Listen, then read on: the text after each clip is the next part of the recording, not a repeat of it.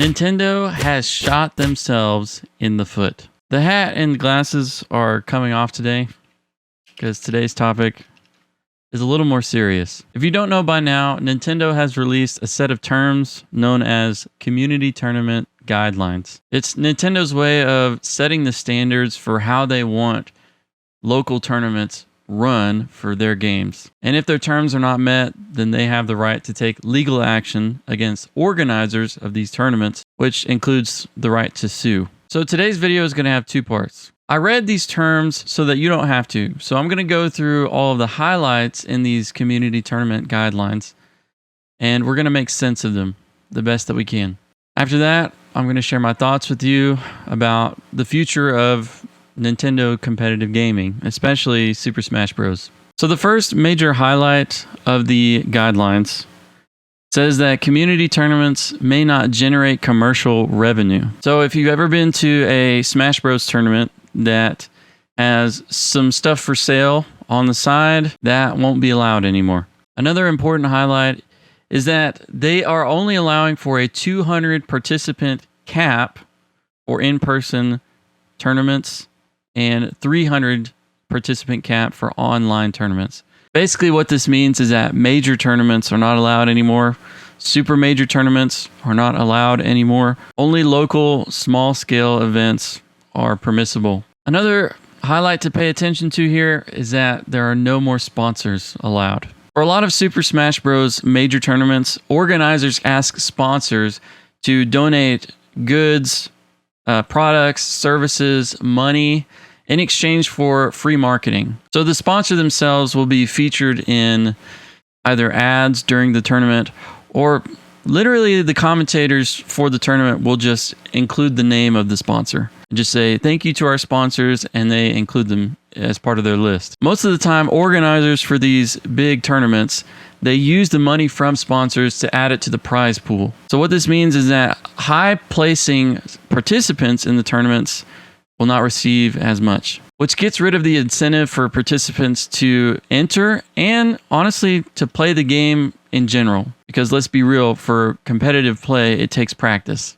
And so now the motivation for practicing is not as much. I do think that this will affect how often Nintendo games are played or how often they're purchased.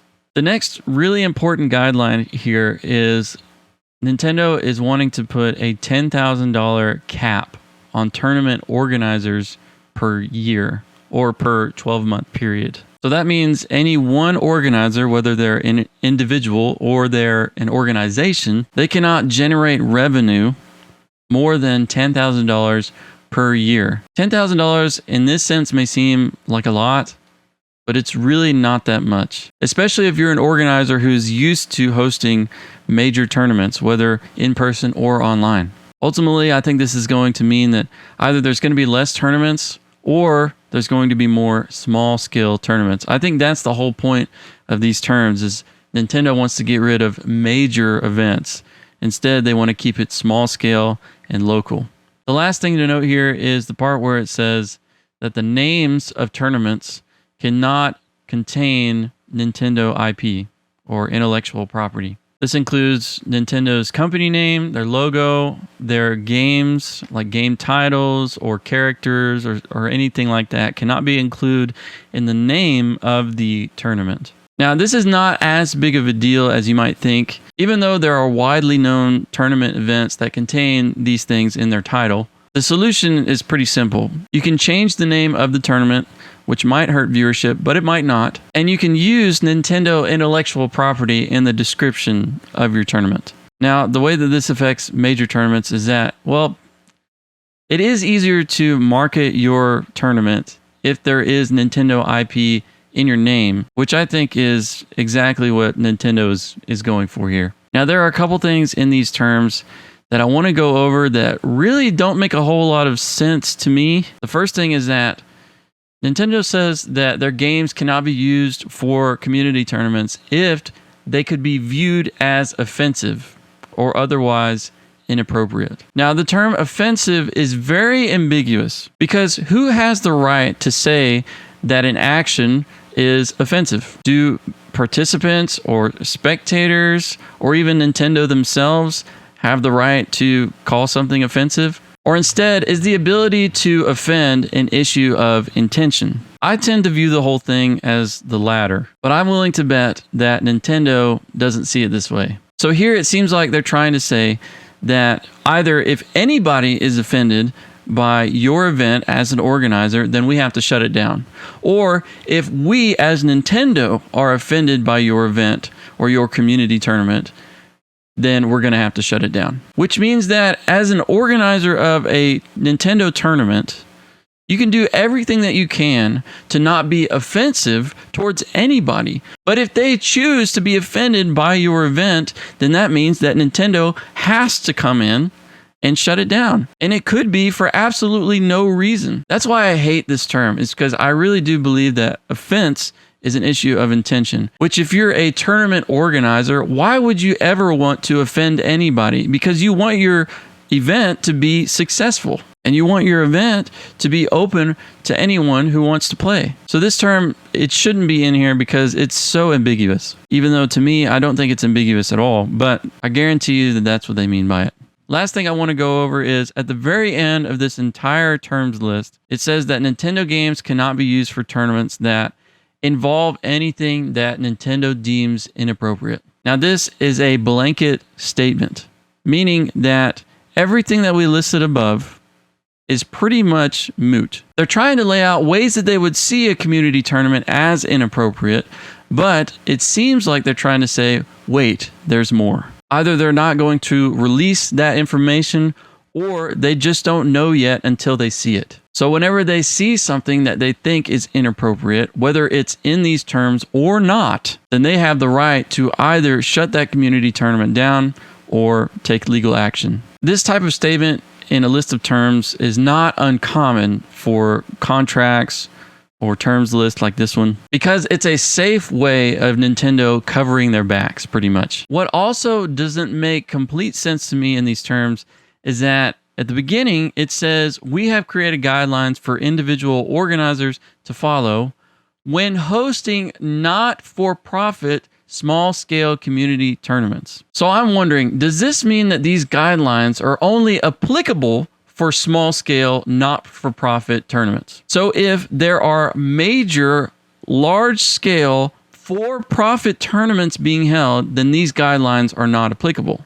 Is that what that means? It seems unclear, but perhaps the line above that makes it clear, at least in Nintendo's eyes. It says, we want to ensure that fans who are doing so, meaning creating memorable, cooperative, and competitive play experiences, are engaging with our games, characters, and worlds in a way that positively supports other fans, players, and Nintendo. It is possible that Nintendo thinks that the only way to positively support their company is to follow these guidelines, whether you are hosting a not-for-profit small-scale tournament or if you're hosting a major large-scale for-profit tournament. But either way, it seems unclear, and reading the entire list of terms honestly doesn't clear it up. Another issue I have with these terms is, who says that we have to accept them? Nowhere in the list does it say that we have to accept these guidelines in order to purchase a Nintendo game or in order to host a tournament. All it says is that they want to ensure that their company and the players of their games are positively supported. It doesn't seem like a contract, so there's nowhere to sign, and it also doesn't seem like a gateway into the accessibility to playing their games. Also, how does Nintendo enforce these guidelines to tournament organizers, and how do they maintain that tournament organizers are following them? This question might not seem as important as what would happen if Nintendo does find out that tournament organizers aren't following them, but the question still stands. Now I want to talk about what this means for the future of competitive Super Smash Bros. I don't know about you, but I was drawn to competitive Smash by watching a major tournament. I found out that there were hundreds of thousands of people involved in a competitive Super Smash Bros. Scene, and I had no idea about it. So when I found out about it, I was super excited. It was 2014, and I found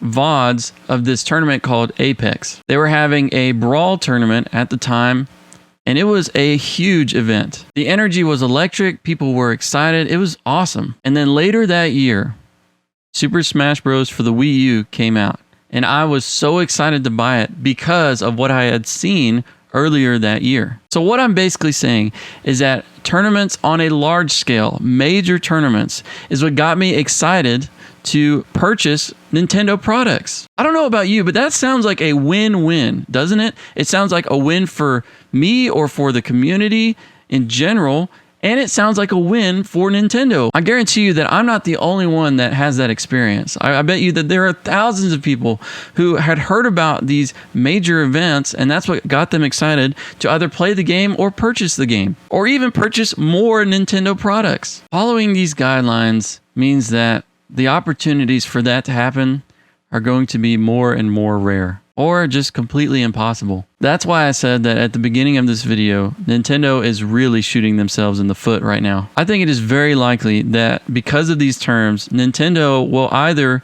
receive so much backlash or see such a drop in sales of their games that they will probably update these terms or completely remove them. So I wouldn't be too down or upset about it right now. We'll see how this plays out. And what we can do right now as a Smash community is to let Nintendo know what we think about this. We can let them know through online forums, surveys, etc. And once they see how much backlash they get, they might completely remove the terms. The main thing I want you to know is that if you consider yourself a part of the competitive Smash Bros community, then you are not without hope. I honestly think that if we watch this thing play out, things will change. They might get worse, they might get better. Who knows? But either way, someone is going to be affected. And I guarantee you, it's not going to be us. It's going to be Nintendo. Thank you for watching, and comment below what you think about these terms, or if you agree with what I think about it, if you disagree, whatever. Again, thank you for watching, and I'll see you in the next one.